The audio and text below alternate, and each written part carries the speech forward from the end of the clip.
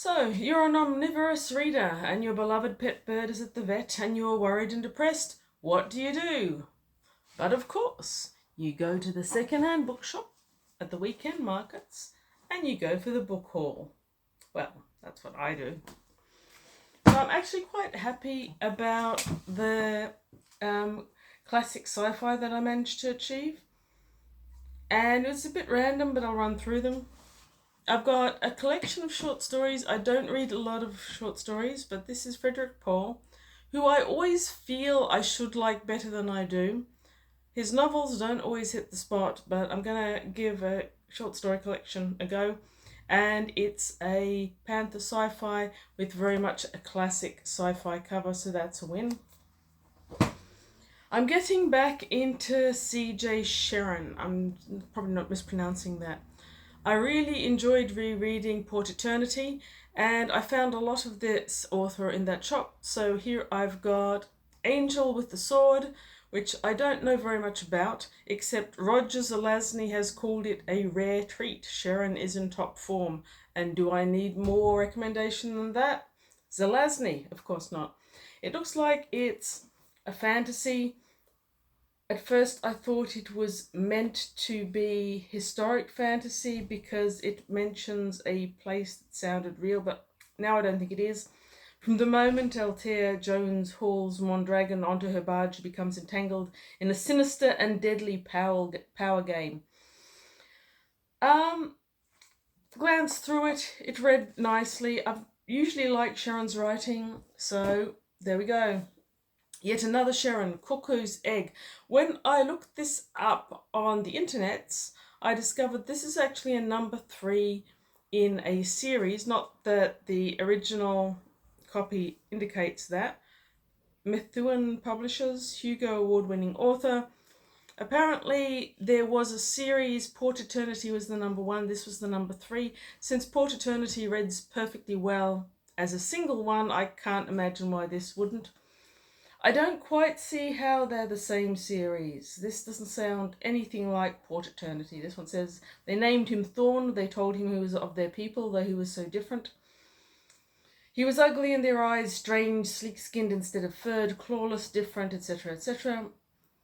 Of their power class, judge warriors, the elite, the fighters, the defenders. I'm pretty sure that I have actually read this a long time ago, but I don't remember it too well.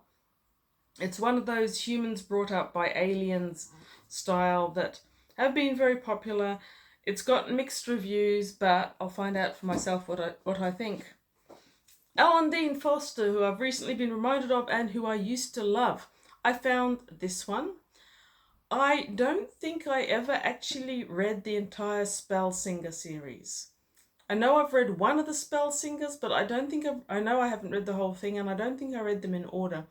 I don't have the first one, and I don't have the second one. This one is the third, The Day of Dissonance. Love that cover, by the way. I'll keep it on my to-read shelf and hope to find number 1 and 2 before I start on it.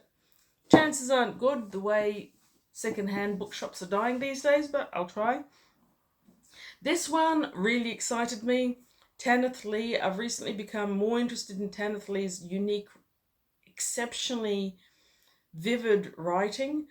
She's got such a beautiful literary style and lyrical writing, really, compared to many other fantasy writers of her time. She's really ahead of it, and sometimes behind it, and sometimes all angles. She writes odd stuff. Now, Tanith went a bit strange toward the end of her life, stopped writing the fantasy that she wrote when she was younger. Her science fiction, I think, is her best stuff, but fantasy was what she wrote most of. She wrote a few different ones later in life, and she had a habit of hopping from one publisher to another. This one's called Legend. I've never even heard of it, and I haven't read this book. This novel apparently comprises 2 separate books put together with really quite lovely fantasy cover art. So I'll have to be in the right mood for 6 or so hundred pages of Tanith all at once, but when I am in the mood, I'm sure that'll go down well. Now here we've got classic. I haven't been reading very much of the old school, really old sci-fi. Here we've got H.G. Wells' The War of the Worlds. I've got quite a bit of H.G. Wells, but I don't have The War of the Worlds. I think I read it a long time ago. We all know the story. We can't not know the story. It's such a very classic, well-known story about how it was first, when it was developed as a radio play and first done as a radio play in England, it caused widespread panic because the BBC was airing it and a lot of people thought it was an actual reporting. And so there was panic because Mars was actually invading Earth. I think the BBC had... BBC? Radio station in England, whatever. One of them had to issue a disclaimer before they continued, but it was so vivid. And then, of course, we had an absolutely beautiful double LP of music.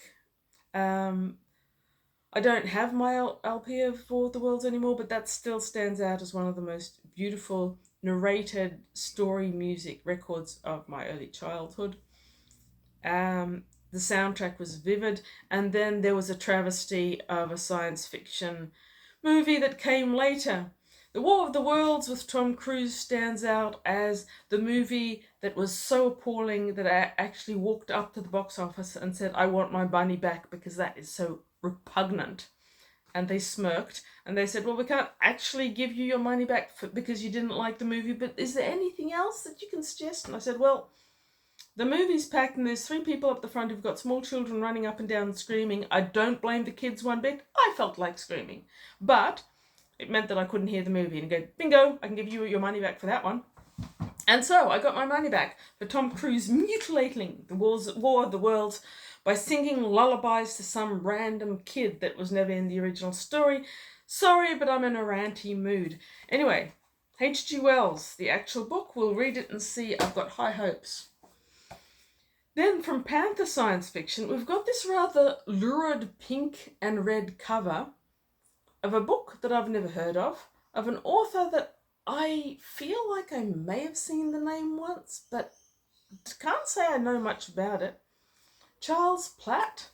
I feel like I might have read something of his once. Anyway, look, have another look at that weird cover. Isn't that peculiar? Can't even. A photograph of flowers through red lens or something? I don't know. Anyway, The Garbage World is a first and brilliant novel, but Charles Platt, though still in his early 20s, is an old science fiction hand. Blah, blah, blah, blah, blah. Copra, the garbage asteroid, used for a century by the pleasure world as a universal rubbish dump. It's in danger of auto-destruction, along with its few hundred inhabitants who live in the village. You know what? A garbage asteroid? I think that's ahead of its time. If you've ever been to a modern garbage dump, I think Garbage Asteroid is going to be a very satisfying read for me. Okay, another old H.G. Wells. Some must have just dumped their whole collection because this is the same era as the other one. The Island of Dr. Moreau. I know I've read that one, but a long time ago, and I don't own it. So this one, I love the cover. It's a penguin, obviously an old school penguin. And it is described on the back as the Moreau horrors, they were called, those grotesque beast men carved from living animal tissue by a fanatical high priest of science. But what if the misshapen creatures on that lonely volcanic island should turn against their master? First published in 1896. It's described as possibly a precursor for Brave New World and Lord of the Flies. I like H.G. Wells' writing, so it can't go far wrong. And then Brian Aldiss. Another one. I really like Brian Aldiss' writing. You don't see him that often. I've got 1 or 2 of his books, but I don't have Hothouse. And glancing through it, it's tiny, tiny print. It's like, thank goodness my near vision's still good. Glancing through it, I feel a vague tinkling of a long ago bell. I feel like I might have read this once, but I have no memory of it whatsoever. It's set in the far, far future, where for some reason, and I didn't bother going into the details of why, the last remnants of humanities live on a huge tree. What does that remind me of?